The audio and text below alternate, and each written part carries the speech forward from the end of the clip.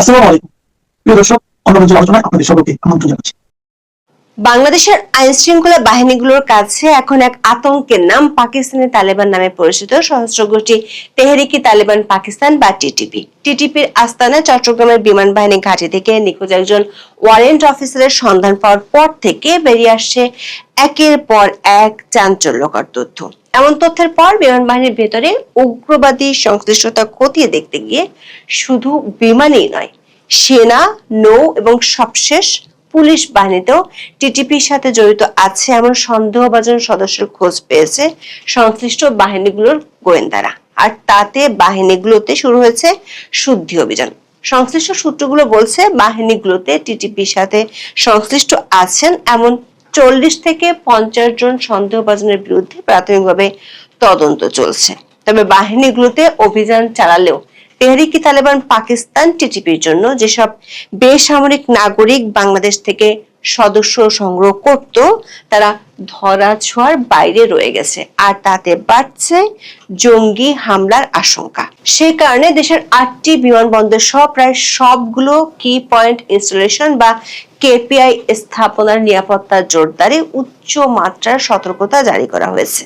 পুলিশের বিশেষ শাখার একাধিক সূত্র নিশ্চিত করেছে 4 ক্যাটাগরির কেপিআই স্থাপনার মধ্যে প্রথম 2 ধরনের স্থাপনাগুলোতে সর্বোচ্চ সতর্কতা অবলম্বনের জারি করার নির্দেশ এসেছে। প্রশ্ন হলো, এমন সতর্কতা জারি আর জঙ্গি হামলা কিংবা জঙ্গিদের তৎপরতা হঠাৎ করে দেখা যাচ্ছে কেন? বিএনপি সরকার ক্ষমতায় আসার 2 মাসের মধ্যে কি এমন হলো যে জঙ্গিদের তৎপরতা বেড়েছে বলা হচ্ছে?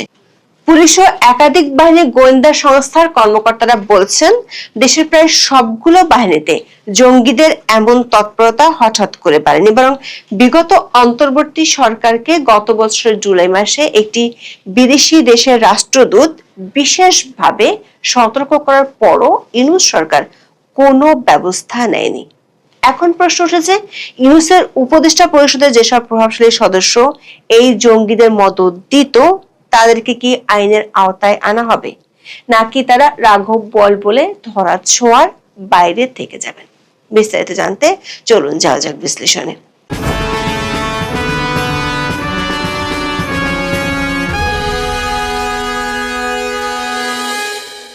তেহরিকে তালেবান পাকিস্তান বা টিটিপি হলো একটি দেওবন্দি জিহাদি জঙ্গি গোষ্ঠী। তারা পাকিস্তানি তালেবান নামেও পরিচিত। এটি মূলত আফগান পাকিস্তান সীমান্তের 2 পাশে সক্রিয়। 2007 সালের ডিসেম্বরে বায়তুল্লাহ মেহসুদের নেতৃত্বে পাকিস্তানের ফেডারেল শাসিত উপজাতি এলাকার বিভিন্ন জঙ্গি গোষ্ঠীকে একত্র করে টিটিপি গঠিত হয়। আল কায়দা জঙ্গিদের বিরুদ্ধে পাকিস্তানি সামরিক অভিযানের প্রতিক্রিয়া হিসেবে এর জন্ম। মার্কিন ড্রোন হামলায় বেশ কয়েকজন বড় নেতার মৃত্যুর পর গোষ্ঠীটি একসময় দুর্বল হয়ে যায়। তবে বর্তমান নেতা নূর ওয়ালি মেহসুদের নেতৃত্বে 2020 সাল থেকে তারা আবার ঐক্যবদ্ধ হতে শুরু করে। এর ফলে জামাতুল আহরারের মতো দলগুলো পুনরায় টিটিপিতে যোগ দেয়, যা তাদের শক্তি ও হামলার সক্ষমতা বাড়িয়ে তোলে। 2021 সালের আগস্টে আফগানিস্তানের তালেবান সরকার ক্ষমতায় ফিরে আসার পর টিটিপি আরো শক্তিশালী হয়। পরে তালেবান সরকার পাকিস্তান ও টিটিপির মধ্যে শান্তি আলোচনায় মধ্যস্থতা করে। এর মাধ্যমে একটি স্বল্পস্থায়ী যুদ্ধবিরতি হয় এবং টিটিপির বন্দীরা পাকিস্তান থেকে মুক্তি পান। তবে 2021 সালের ডিসেম্বরে যুদ্ধবিরতি শেষ হওয়ার পর টিটিপি আফগানিস্তান থেকে পাকিস্তানি নিরাপত্তা বাহিনীর উপর হামলা বাড়িয়ে দেয়। টিটিপির হয়ে যুদ্ধ করতে বাংলাদেশিরা আফগানিস্তান ও পাকিস্তানে যায় এমন তথ্য বিভিন্ন সংবাদ মাধ্যমে প্রকাশিত হয়েছে। 2025 সালের 27 এপ্রিল উত্তর ওয়াজিরিস্তানে পাকিস্তান সেনাবাহিনীর বোমা হামলায় টিটিপির 54 জন সদস্যের সঙ্গে আহমেদ জুবাইর নামের এক বাংলাদেশি নিহত হওয়ার খবর পাকিস্তানি গণমাধ্যমে প্রকাশিত হয়। 2025 সালে অন্তত 4 জন বাংলাদেশি পাকিস্তান সেনাবাহিনীর সঙ্গে যুদ্ধ করতে গিয়ে নিহত হয়েছেন। এসব ঘটনার পর পাকিস্তানের টিটিপির সঙ্গে সংশ্লিষ্টতার অভিযোগে গত বছর জুলাই মাসে বাংলাদেশে অন্তত 2 জনকে গ্রেপ্তার করেছে পুলিশ। এদের মধ্যে একজন ছিলেন শামীম মাহফুজ, যিনি জঙ্গি তৎপরতার অভিযোগে আওয়ামী লীগ আমলে 3 বার গ্রেপ্তার হয়েছিলেন। শামীম মাহফুজের নেতৃত্বে টিটিপির জন্য সংগ্রহ করা এসব সদস্য ইউনূস সরকারের আমলে বাংলাদেশের ঢাকার মার্কিন দূতাবাসে হামলার হুমকিও দিয়েছিল। তখন মার্কিন দূতাবাসের চার্জ অ্যাফেয়ার্স ট্রেসিয়ান জ্যাকবসন ছিলেন ছুটিতে। সেখানে তখনকার ভারপ্রাপ্ত দূত মেগান বোল্টেন গত বছরের 10 জুলাই স্বরাষ্ট্র উপদেষ্টা জাহাঙ্গীর আলম চৌধুরীর সাথে বৈঠক করে এদের গ্রেপ্তার করতে বলেন। মজার ব্যাপার হলো, জঙ্গিবাদের সাথে সংশ্লিষ্ট থাকার কারণে মালয়েশিয়া থেকে 3 বাংলাদেশিকে ফেরত পাঠানোর পরও গত বছরের 6 জুলাই জাহাঙ্গীর আলম চৌধুরী বীর দর্পে বলেছিলেন বাংলাদেশে কোনো জঙ্গি নেই। কিন্তু ঠিক তার 4 দিনের মধ্যে মেরিন বোল্ডেনের সাথে বৈঠকের পর সুর উল্টে গিয়েছিল ইউনূসের স্বরাষ্ট্র উপদেষ্টার। ওই দিন জঙ্গি থাকার কথা স্বীকার করে নিয়ে ঢাকার বারিধারা ডিপ্লোম্যাটিক এরিয়ার জন্য বিশেষ নিরাপত্তা ব্যবস্থা করা হয়। নিয়মিত নিরাপত্তা বাহিনীর পাশাপাশি সেখানে কোস্ট গার্ডও মোতায়েন করা হয়েছিল। অন্তর্বর্তী সরকারের 2 উপদেষ্টার বিরোধিতা সত্ত্বেও 15 জুলাই শামীম মাহফুজকে গ্রেপ্তার করে পুলিশ। তারপরও বাংলাদেশে টিটিপির তৎপরতা থেমে থাকেনি, যে কারণে ছুটি থেকে ফিরে ট্রেসিয়ান জ্যাকবসন 28 জুলাই মোহাম্মদ ইউনূসের সাথে দেখা করে বিষয়টি নিয়ে উদ্বেগ জানান। ওই বৈঠকে ট্রেসিয়ান জ্যাকবসন 2025 সালের 22 এপ্রিল আইন উপদেষ্টা আসিফ নজরুলের সাথে জঙ্গিবাদের সাথে জড়িত থাকার অভিযোগ আছে এমন কয়েকজনের বৈঠকের বিষয়ে বিস্তারিত তথ্য জানতে চেয়েছিলেন। পুলিশের বিশেষ শাখার সূত্রগুলো বলছে, বিভিন্ন সংস্থার পক্ষ থেকে জঙ্গি তৎপরতা বাড়ার ব্যাপারে ইউনূস সরকারের শীর্ষ মহলকে বারবার সতর্ক করলেও অন্তর্বর্তী সরকার তখন ছিল চুপ। উল্টো যেসব পুলিশ কর্মকর্তা তদন্ত করতে চাইতো তাদেরকে রিমোট এলাকায় ট্রান্সফার করা হতো। এরই ফাঁকে দেশের আইন শৃঙ্খলা বাহিনীগুলোতে ছড়িয়ে পড়ে টিটিপির সদস্য সংগ্রহ কার্যক্রম। এরই মধ্যে চট্টগ্রামের বিমান বাহিনী ঘাঁটি থেকে নিখোঁজ একজন ওয়ারেন্ট অফিসারের সন্ধান পায় বাহিনীর গোয়েন্দারা। চট্টগ্রামের বিএফ জহুরুল হক ঘাঁটিতে কর্মরত ওই ওয়ারেন্ট অফিসার কর্মস্থলে অনুপস্থিত থাকার পর থেকে তদন্ত শুরু হয়। তিনি প্রায় 2 মাস ধরে বিনা ছুটিতে নিখোঁজ ছিলেন। পরবর্তীতে টিটিপির একটি আস্তানা থেকে তাকে শনাক্ত ও গ্রেপ্তার করা হয়।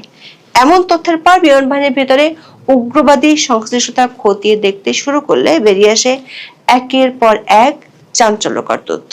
এ ধরনের ঘটনায় গত 1 সপ্তাহে বিমান বাহিনীর 20 জনের বেশি সদস্যকে আটক করা হয়েছে। আটক হওয়াদের মধ্যে ওই ওয়ারেন্ট অফিসার ছাড়াও আছেন 2 জন স্কোয়াড্রন লিডার, 10 জন জুনিয়র কমিশনড অফিসার ও বিমান সেনা এবং 1 জন ইমাম। বিএএফ ঘাঁটির এই মসজিদের ইমামকে এই চক্রের মূল নিয়োগকারী হিসেবে সন্দেহে আটক করা হয়েছে। এই ঘটনার পর বিমান বাহিনীর বিভিন্ন ঘাঁটিতে সমন্বিত অভিযান চালানো হচ্ছে। বাহিনীর ভেতরে গত কয়েক মাস ধরে কোনো নিয়োগ নেটওয়ার্ক সক্রিয় ছিল কিনা তদন্তকারীরা তা খতিয়ে দেখছেন। এছাড়া কোনো স্পর্শকাতর তথ্য পাচার হয়েছে কিনা এবং বাংলাদেশ থেকে নিয়োগকৃত ব্যক্তিদের বিদেশে জঙ্গি কার্যকলাপে পাঠানো হয়েছে কিনা তাও খতিয়ে দেখা হচ্ছে। এর মধ্যে সেনাবাহিনীর এক চাকরিচ্যুত সদস্যকেও একই অভিযোগে গ্রেপ্তার করা হয়েছে।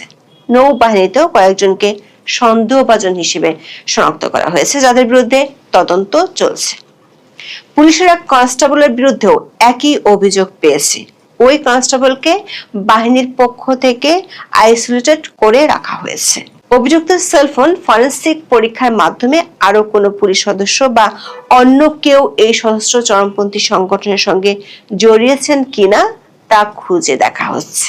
জানা গেছে, বিশেষ করে দীর্ঘদিন যেসব কর্মকর্তার সঙ্গে তিনি দায়িত্ব পালন করেছেন তাদের বিষয়ে খোঁজ নিচ্ছে পুলিশ।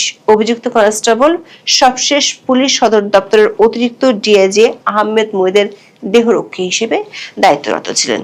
অভিযুক্ত শাকিল সে সময় দায়িত্ব পালনের অংশ হিসেবে রাষ্ট্রীয় বিভিন্ন গুরুত্বপূর্ণ আয়োজনে উপস্থিত ছিলেন। এর মধ্যে বিমান বাহিনীর তদন্তে উঠে আসে এই ঘটনার সঙ্গে জড়িত থাকতে পারেন এমন অন্তত 6 জন ওয়ারেন্ট অফিসার বর্তমানে দেশের বাইরে রয়েছেন। ধারণা করা হচ্ছে তারা তুরস্ক, পাকিস্তান, নিউজিল্যান্ড ও পর্তুগালে পালিয়ে গেছেন। এটি তদন্ত প্রক্রিয়াকে আরো জটিল করে তুলেছে এবং ঘটনার একটি আন্তর্জাতিক যোগসূত্র তৈরি করেছে। সবচেয়ে ভয়ঙ্কর তথ্য হলো, কক্সবাজার উখিয়া এলাকায় একটি প্রশিক্ষণ কেন্দ্র স্থাপনের চেষ্টার ইঙ্গিত পাওয়ার পর গোয়েন্দা নজরদারি জোরদার করা হয়েছে। নিরাপত্তা সংস্থাগুলো সামরিক বাহিনীর স্পর্শগত তথ্য ফাঁসের মতো ঝুঁকির বিষয়টি গভীরভাবে খতিয়ে দেখছে। অবস্থা বেগতিক হয়ে যাওয়ায় বিষয়টি ভাবিয়ে তুলে সরকারকে। আইন শৃঙ্খলা রক্ষাকারী বাহিনীও এখন নড়ে চড়ে বসেছে। পুলিশ সদর দপ্তর থেকে সারা দেশে পুলিশ ও গোয়েন্দা সংস্থাকে সর্বোচ্চ সতর্কতায় থাকতে নির্দেশ দেওয়া হয়েছে। গত 23 এপ্রিল পুলিশ সদর দপ্তর থেকে জারি করা এক চিঠিতে বলা হয়েছে, সম্প্রতি গ্রেপ্তার হওয়া উগ্রবাদী সংগঠনের সদস্য ইশতিয়াক আহমেদ সামির কাছ থেকে পাওয়া তথ্যে হামলার আতঙ্ক ছড়িয়ে পড়ে। জাতীয় সংসদ ভবন সহ দেশের গুরুত্বপূর্ণ স্থাপনাগুলোতে নিষিদ্ধ ঘোষিত উগ্রবাদী সংগঠন হামলা চালাতে পারে এমন আশঙ্কায় নিরাপত্তা জোরদারের নির্দেশ দেওয়া হয়। চিঠিতে সম্ভাব্য হামলাকারী হিসেবে 2 সেনা সদস্যের কথা তুলে ধরা হয়। তবে দ্য ডিসেন্টার এক খবরে বলা হয়েছে, এদের মধ্যে রাহেদ হোসেন মাহেদ সেনা সদস্য হলো, রাকিব সেনা সদস্য নন। পুলিশের বিশেষ শাখার সূত্রগুলো বলছে, জঙ্গি হামলার আশঙ্কা প্রথম দিকে সিরিয়াসলি নেওয়া হয়নি, কিন্তু পরবর্তী তদন্তে প্রায় সবগুলো বাহিনীতে জঙ্গিবাদের সাথে সংশ্লিষ্টদের তথ্য উঠে আসলে নড়েচড়ে বসে সরকার। সংশ্লিষ্ট দপ্তরগুলোতে বিশেষ সতর্ক বার্তা পাঠাতে বাধ্য হয়। কি পয়েন্ট ইনস্টলেশন বা কেপিআই স্থাপনাগুলো নিরাপত্তা বাড়ানোর বিশেষ নির্দেশনা দেওয়া হয়েছে। দর্শক, বাংলাদেশের নিরাপত্তার গুরুত্ব অনুযায়ী 1A, 1B, 2 এবং 3 এই 4টি ক্যাটাগরিতে কেপিআই স্থাপনাগুলোকে ভাগ করা হয়। এর মধ্যে ক্যাটাগরি 1A ভুক্ত প্রতিষ্ঠানগুলোতে সর্বোচ্চ স্তরের নিরাপত্তা প্রদান করা হয়। এগুলো হলো বঙ্গভবন, গণভবন, জাতীয় সংসদ ভবন, সচিবালয়, সিকিউরিটি প্রিন্টিং কর্পোরেশন এবং রূপপুর পারমাণবিক বিদ্যুৎ কেন্দ্র ও বাংলাদেশ ব্যাংক। দ্বিতীয় ক্যাটাগরির স্থাপনাগুলো হলো চট্টগ্রাম ও মংলা সমুদ্র বন্দর, প্রধান বিমানবন্দর সমূহ, পেট্রোবাংলা ও বাখরাবাদ গ্যাস ফিল্ড, দেশের একমাত্র তেল শোধনাগার ইস্টার্ন রিফাইনারি লিমিটেড এবং বড় বিদ্যুৎ কেন্দ্রগুলো। 27 এপ্রিল বেসামরিক বিমান চলাচল কর্তৃপক্ষের chairman air vice marshal Mustafa Mahmud Siddique সাংবাদিকদের সঙ্গে এক মত বিনিময় সভায় বলেছেন, পুলিশ সদর দপ্তরের চিঠির পর দেশের 8টি বিমানবন্দরের নিরাপত্তায় সর্বোচ্চ সতর্কতা জারি করা হয়েছে। বিমানবন্দরগুলো সবসময় কঠোর নিরাপত্তা বলায় থাকে। এরপরও পুলিশ সদর দপ্তরের চিঠি পাওয়ার পর নিরাপত্তা আরো বাড়ানো হয়েছে। পুলিশের বিশেষ শাখার কর্মকর্তারা বলেছেন, ক্যাটাগরি 1 ও 2 সবগুলো কেপিআই ভুক্ত প্রতিষ্ঠানে বিশেষ সতর্কতামূলক ব্যবস্থা নেওয়া হয়েছে। প্রশ্ন উঠেছে, দেশে হঠাৎ করে যেহেতু জঙ্গি তৎপরতা বাড়েনি এবং এটি আগে থেকে ছিল, সেখানে অন্তর্বর্তী সরকার আমলে যারা এর পৃষ্ঠপোষক ছিল তাদের কি আইনের আওতায় আনা হবে? এখন এ পর্যন্ত সবাই ভালো থাকুন, সুস্থ থাকুন, নিরাপদে থাকুন। দেখা হবে আগামী পর্বে। নমস্কার, আমি তরুণ ঘোষ। দর্শক, ভারতবর্ষ এতদিন নেভার ফার্স্ট নীতিতে চলতো, সেই নীতির এখন কিছু বদল হচ্ছে। এই নির্বাচনগুলো শেষ হয়ে গেলে, এই যে আমাদের 4টে স্টেট এবং 3টে স্টেট এবং একটা আপনার ওই কেন্দ্রশাসিত অঞ্চল, এগুলোর নির্বাচন শেষ হয়ে যাওয়ার পর এই নীতি বদলের একটা সিদ্ধান্ত পাকাপাকি হবে।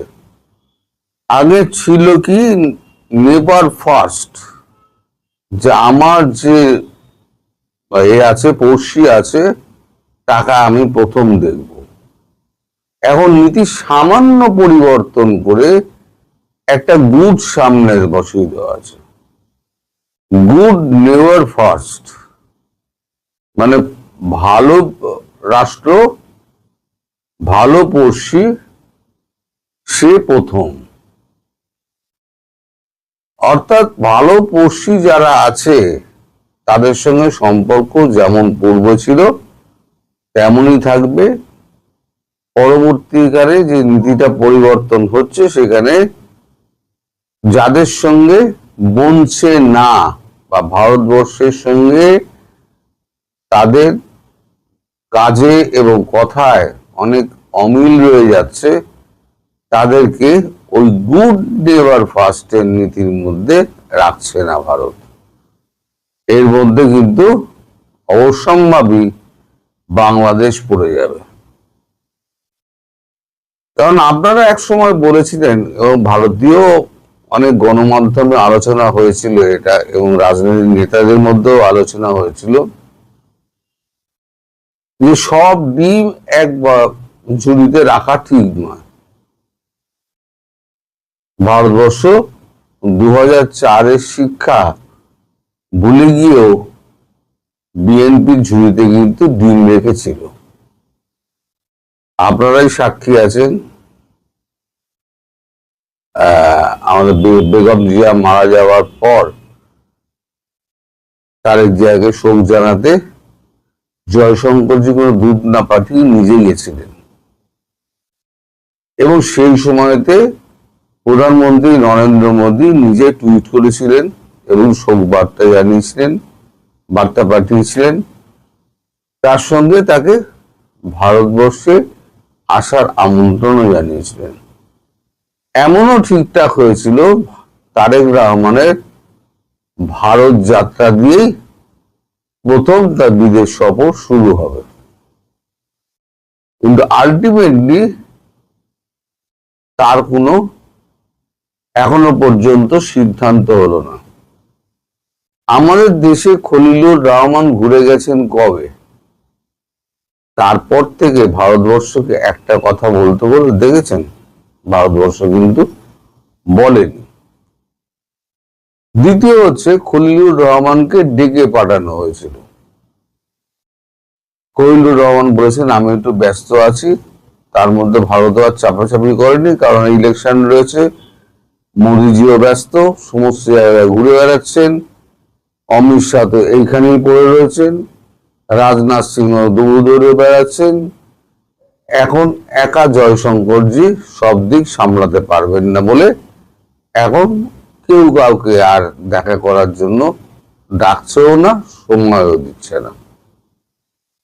এই ইলেকশনটা 29 তারিখ মিটে যাবে, 4 তারিখ ফল প্রকাশ হয়ে যাবে, 7-8 তারিখের মধ্যে সরকার গঠন এবং মন্ত্রিসভার শপথ গ্রহণ সব কমপ্লিট হয়ে যাবে। তারপরে এই যে বিলটা যেটা আসছে, গুড নেবার ফার্স্ট যে নীতি আসছে, সেই নীতিটা অ্যাপ্লাই করা হবে। এখনো যদি মানে ফর্মালি মানে নীতিটা প্রণয়ন হয়নি, কিন্তু এখনই কিন্তু আপনাদের ওই বাংলাদেশে চাল ডাল রপ্তানির ক্ষেত্রে কিন্তু অনেক বিধিনিষেধ আরোপ করে দেওয়া হয়েছে। আমি তো এই দেশে আমি জানি না, আপনারা জানাতে পারবেন আমাকে যে ইদানিং ভারতবর্ষ থেকে কত চাল ডাল তেল নুন কত গেছে, আমি তো জানি না। আপনারা নিশ্চয়ই জানবেন, যদি আমাকে একটু কমেন্টে জানান তাহলে আমি একটুখানি মানে আমার একটু জ্ঞানটা বাড়বে। আমি আপনাদের কাছ থেকে এটা জানতে চাইছি যে কতটা চাল ডাল আপনারা পেয়েছেন আর কতটা তেল আপনারা পেয়েছেন, আবার কবে তেল পাবেন। এদিকে আদানির তো 3 নম্বর প্ল্যান্টটা 800 মেগাওয়াটের প্ল্যান্টটা বসে গেছে বলে একটা কারণ দেখানো হয়েছে, যদিও আমি আপনাদের একটা ভিডিওতে বলেছিলাম, 2 দিন আগের একটা ভিডিওতে বলেছিলাম যে তারা ওই নতুন যে বন্ধ করে দিয়ে বন্ধটা করেছে, কারণ ন্যাশনাল গ্রিডে যখন লাইনটা ঢোকানো হচ্ছে তখন তো চালু লাইনে ঢোকানো যাবে না, শুধু কয়েক হাজার ভোল্টের লাইন। তাই এটাকে অফ করে দিয়ে, চুল্লিটাকে অফ করে দিয়ে 3 নম্বর চুল্লির এটা লাগানো হচ্ছে। এটা হচ্ছে 800 মেগাওয়াটের, আর দুটো আছে 400, 400, 800 মেগাওয়াটের। তাহলে আর 400, 400, 800 আর এদিকে 800, 1600 মেগাওয়াটের এই টোটাল 3টে প্ল্যান্টের ক্ষমতা, উৎপাদন ক্ষমতা। তার মধ্যে একটা প্ল্যান্ট যদি বসে যায়, এখন তো বাংলাদেশে এখন তো দিনের বেলাও তারা দেখছে বোধহয়, এমন যে অবস্থা। আমি জানি সকলের ভিউজ কমে যাওয়ার একটাই কারণ, সেটা হচ্ছে আপনারা মোবাইল চার্জ দিতে পারছেন না, কারেন্টই থাকছে না। তারপরেতে আপনাদের দেশে যে তেলের সংকট, সেই তেলের সংকট মোকাবিলা আপনারা করতে পারছেন না। বিদ্যুৎ উৎপন্ন নিজেরাও করতে পারছেন না। একটা তৈল শোধনাগার ছিল পায়রা বোধহয়, বেটি খোলে আমার জানাবেন, পায়রা তৈল শোধনাগার, সেটা ক্রুড তেলের অভাবে ফালতু চালিয়ে রাখার কোনো দরকার নেই বলে ওটাকে বন্ধ করে দিয়েছে। কালকে একটা ফটো কার্ড দেখলাম, বড় পুকুরিয়া তাপ বিদ্যুৎ কেন্দ্র, সেটাও নাকি বন্ধ হয়ে গিয়েছে। সত্যি মিথ্যে আমি জানি না, আমি একটা ফটো কার্ড দেখলাম।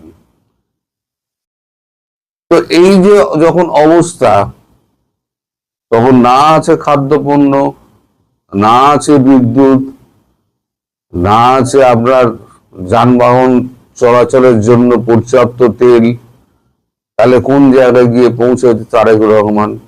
যদিও আপনাদের দেশে ইতি উতি খবর টবর রটিয়ে দেওয়া হচ্ছে যে ভারতের সঙ্গে সম্পর্ক স্থাপনের ব্যাপারটা আবার পুনরায় স্থাপন করার জন্য ভারত নাকি আগ্রহী, তারেক রহমান কি রাজি হবে, এরকম একটা খবর করা হচ্ছে, চারদিকে রটানো হচ্ছে। কিন্তু খবরটা সর্বৈব, আমি ভুল বলবো না, বিভ্রান্তিকর। কারণ ভারত একবার সুযোগ দিয়েছিল, দ্বিতীয়বার সুযোগ দিয়ে, প্রথমবার তো ঝাড়কে সুযোগ দিয়ে, দ্বিতীয়বার মোদীজি সুযোগ দেন। নওয়াজ শরীফের নাতনির বিয়েতে গিয়েও তাই কিন্তু সুযোগ দিয়েছিলেন। তারপরে কি করলো? কারগিলে চড়ে বসলো, আর সুযোগ দেবে না। তেমন দ্বিতীয়বার সুযোগ কিন্তু তারেক রহমানকে দিয়েছিল, আর ভারতবর্ষ সুযোগ দেবে না। ভারতবর্ষের সরকার আসবে, সরকার চলে যাবে, কিন্তু নীতি যা থাকবে সেই নীতিটা কিন্তু একই থাকবে। যেমন ইন্দিরা গান্ধীর সময় যে নীতি ছিল, ভারতবর্ষের সঙ্গে বাংলাদেশের একটা সখ্যতার নীতি ছিল, সেই নীতিটা অনেক সরকার এসছে, ইউপিএ থেকে, কংগ্রেস থেকে, এনডিএ, তারপরে এখন বিজেপি, যদি বিজেপি এনডিএর মধ্যেই আছে, আরো শরিক দল রয়েছে। তবে এবারে যে ভোট হয়েছে তাতে মনে করা হচ্ছে একক সংখ্যাগরিষ্ঠতায়, মানে দ্বিতীয় ফেজে যদি, মানে প্রথম ফেজের মতো যদি ভোট দ্বিতীয় ফেজে হয়, তাহলে বিজেপি হয়তো একক সংখ্যাগরিষ্ঠতা নিয়ে কেন্দ্রে বসে যাবে। সেক্ষেত্রে শক্তি আরো বাড়বে, রাজ্যসভার শক্তি আরো বাড়বে, ফলে যে কোনো বিল, যে কোনো জিনিস ফটাফট তারা স্যাংশন করে নিতে পারবে, আর কোন রকম আপত্তি থাকবে না, কেউ আপত্তি তুলতে পারবে না, বিরোধী দল বলে কেউ থাকবেই না, নিশ্চিন্ন হয়ে যাবে। আমি বিধানসভার ক্ষেত্রে বলছি, এই ধারাটা যদি ধরে রাখতে পারে 29 লোকসভায়, এটা বিধানসভার যে ধারাটা, এই ধারা যদি 29 লোকসভায় ধরে রাখতে পারে বিজেপি, আর যে উন্নয়নের কার্ড বিজেপি খেলছে সেটা যদি সত্যিই বাস্তবায়ন হয়, তাহলে 29 কিন্তু ওই ডিপ স্টেট যাই করে থাকুন না কেন, 2024 সালে ক্ষমতা গিয়ে মানে আসন কিছুটা কমেছিল, এবারে ডিপ স্টেটের ক্ষমতা, বাপের ক্ষমতা হবে না, এবারে ডিপ স্টেট এসে এখানে কিছু করতে পারবে, খেলার চেষ্টা করবে, আমি জানি খেলার চেষ্টা করবে, কিন্তু কিছু করতে পারবে না। আর সেক্ষেত্রে যদি বিজেপি একক সংখ্যাগরিষ্ঠতা কেন্দ্রে 2029 সালে পেয়ে যায়, তাহলে দেশের চিত্রই বদলে যাবে। আপাতত বাংলাদেশের চিত্র বদলাবে যদি বিজেপি বাংলায় ক্ষমতায় চলে আসে, তবে আসার সম্ভাবনা প্রবল। প্রথম দফার ভোটেই সেটা কিন্তু নিশ্চিত হয়ে গিয়েছে। দ্বিতীয় দফার ভোট হতে আর 5 দিন বাকি আছে, সামনের বুধবার বলে সম্ভবত 23 তারিখ 29 তারিখ বুধবার, যদি বুধবার পড়ে তাহলে বুধবার দিন আমরা সব ভোট দিতে যাব। একদম শান্তিপূর্ণ, একটা বোমাও পড়েনি কোথাও, একটা লাশও পড়েনি, একটা গুলিও চলেনি, একটা অস্ত্রের ঝঞ্ঝানি হয়নি, পুরো পিসফুল ভোট। আর আমাদের এখানে মানে কলকাতা, গ্রেটার কলকাতাতে একমাত্র হাওড়া ছাড়া আর দক্ষিণ 24 পরগনা আর উত্তর 24 পরগনা ছাড়া তার আর কোথাও গন্ডগোল সাধারণত হয় না। প্রপার কলকাতাতে হয়ই না, কে কাকে গন্ডগোল করবে। তো যাই হোক, এখন যদি বিজেপি এসে যায় ওয়েস্ট বেঙ্গলে, তাহলে বলেছি ফুল হাওয়া টাইট। আপাতত ওই গুড নেভার ফার্স্ট ওই নীতি থেকে বাংলাদেশ সরে যাচ্ছে, এটাই ছিল খবর, এটাই আমি আপনাদের জানাতে এসেছিলাম। ফলে যে আপনারা মানে সাহায্য ভারতবর্ষের কাছ থেকে পেতেন বন্ধু রাষ্ট্র হিসেবে, সেই সাহায্যগুলো আপাতত বন্ধই থাকছে। সবাই ভালো থাকবেন, সুস্থ থাকবেন এবং সাবধানে থাকবেন। নমস্কার।